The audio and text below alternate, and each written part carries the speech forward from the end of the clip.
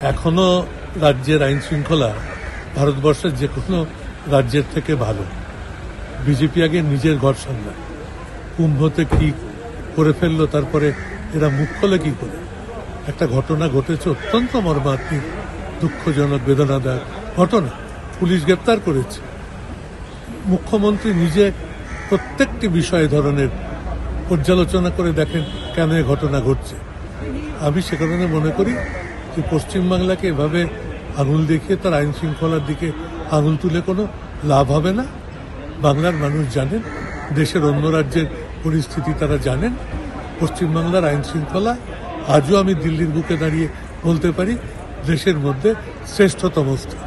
শহরের বুকে হাড় হিম করা হত্যাকাণ্ড, ইএম বাইপাস লাগোয়া মেট্রোপলিটন, সেখানে আক্রান্ত হলো তরুণী। ধারালো অস্ত্র দিয়ে তাকে বেশ কয়েকবার কোপানো হলো। হাসপাতালে নিয়ে যাওয়ার পর অস্ত্রোপচার হলো না শেষ রক্ষা। এনআরএস হাসপাতাল সূত্রে খবর, রাত 2টো নাগাদ আহত তরুণী মৃত্যু হয়েছে। খাস কলকাতায় ব্যস্ত রাস্তায় গতকাল সন্ধ্যেবেলা যেভাবে তরুণীকে খুন করা হলো, শহরের নিরাপত্তা নিয়ে ফের প্রশ্ন উঠেই যাচ্ছে। গতকাল রাতে মেট্রোপলিটনে তরুণীকে ধাওয়া করে ধারালো অস্ত্র দিয়ে কোপানোর অভিযোগ উঠল নাবালকের বিরুদ্ধে।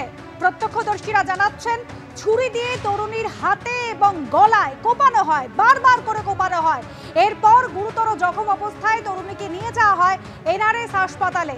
এমার্জেন্সি ওটিতে তরুণী অস্ত্রোপচার হয়। চিকিৎসকরা অনুমান করছেন, যেভাবে তাকে কোপানো হয়েছিল অতিরিক্ত রক্তক্ষরণ হয়েছে, যার ফলে তরুণীর মৃত্যু হয়েছে। অ্যানিমেশনের মাধ্যমে আপনাদের বোঝানোর চেষ্টা করছি। থার গাড়িতে করে যাচ্ছিলেন ওই তরুণী এবং তাকে পিছনে ধাওয়া করে আসে ওই নাবালক এবং তার মা। এরপর ঠিক মেট্রোপলিটনের সামনে তরুণী যখন রাস্তা দিয়ে যাচ্ছিলেন, এভাবেই তার হাত ধরে বারবার করে কোপানো হলো। তার গলায় কোপ দেওয়া হলো, তার ঘাড়ে কোপ দেওয়া হলো, হাতে এবং গলায় কোপানো হয় এবং তারপর গুরুতর জখম হয়ে পড়েন তরুণী। হাসপাতালে ভর্তি করা হয়, যদিও শেষ রক্ষা হলো না।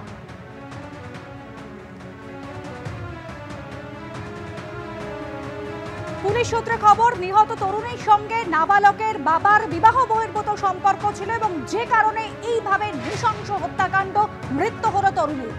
মৃত তরুণীর আত্মীয় কি জানাচ্ছেন শোনাবো। बस में था तो फोन कॉल आया कि ये एडमिट। कौन फोन किया? कौन? ओ, उसका लड़की का छोटी अम्मा फोन किया था, चाची। क्या बोले थे? चाची बोला कि आप कुछ सुने हैं भैया? भैया लगता है ना, सुने भैया ऐसा सा बात हो गया, हादसा हो गया है। हाँ, वो हॉस्पिटल में लेके गया है सब। ये जो वारदात हुआ है, पुलिस बोल रहा है कि कोई रिलेशन का चक्कर में ये पूरा घटना घटा है। वो अभी एब्सकॉन्ड है, वो अभी हिरासत पे नहीं आया है। उसके साथ कोई रिलेशन था? आप लोगों को पता था आपके वाइफ के साथ? हम लोग का तो लड़की था वो।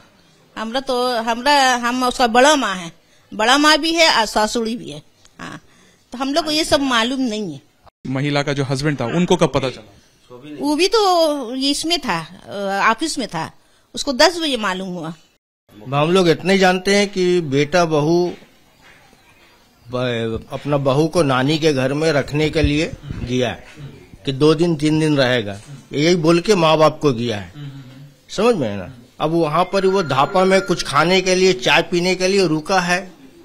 अब वो ये हादसा हुआ है और यही हादसा हम लोगों को खबर मिल रहा है 11:30-12 बजे रात में खबर मिल रहा है। ये ऐसा पता है कि इसके पीछे का कारण क्या है? नहीं, ऐसा कोई कारण हम लोगों को समझ में नहीं आ रहा कि ऐसा क्यों हुआ। कितने साल पहले शादी हुआ?